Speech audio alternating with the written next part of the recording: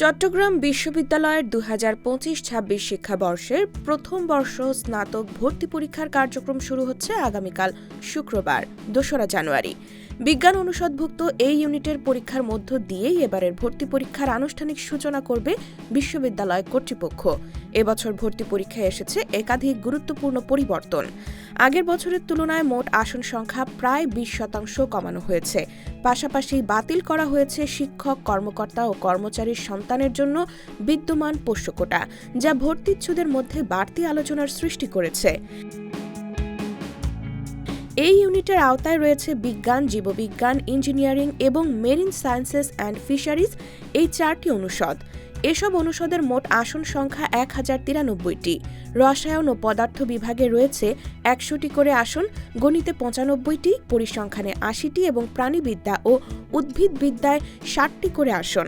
এছাড়া computer science, electronics and electrical engineering, pharmacy, মনোবিজ্ঞান, microbiology, marine sciences সহ বিভিন্ন বিভাগে আসন সংখ্যা ৩০ থেকে ৬৫টির মধ্যে নির্ধারণ করা হয়েছে। ভর্তি পরীক্ষার আবেদনযোগ্যতাও এবছর শিথিল করা হয়েছে। ২০২৫ সালের এইচএসসি পরীক্ষার্থীদের জন্য মাধ্যমিকে জিপিএ ৪ এবং উচ্চ মাধ্যমিকে জিপিএ ৩ সহ মোট জিপিএ ৮ থাকতে হবে। আর ২০২৪ সালে উত্তীর্ণদের জন্য মোট জিপিএ লাগবে ৮.৫। ভর্তি পরীক্ষা অনুষ্ঠিত হবে চট্টগ্রাম, ঢাকা ও রাজশাহী, এই ৩টি বিশ্ববিদ্যালয় ক্যাম্পাসে। ১০০ নম্বরের বহু নির্বাচনী পরীক্ষায় সময় থাকবে ১ ঘণ্টা। প্রতিটি ভুল উত্তরের জন্য কাটা যাবে ০.25 নম্বর। পাস নম্বর নির্ধারণ করা হয়েছে ৪০। ইংরেজি বাধ্যতামূলক ২৫ নম্বর এবং বিজ্ঞান বিভাগ থেকে যে কোনো ৩টি বিষয়ে ৭৫ নম্বরের উত্তর দিতে হবে।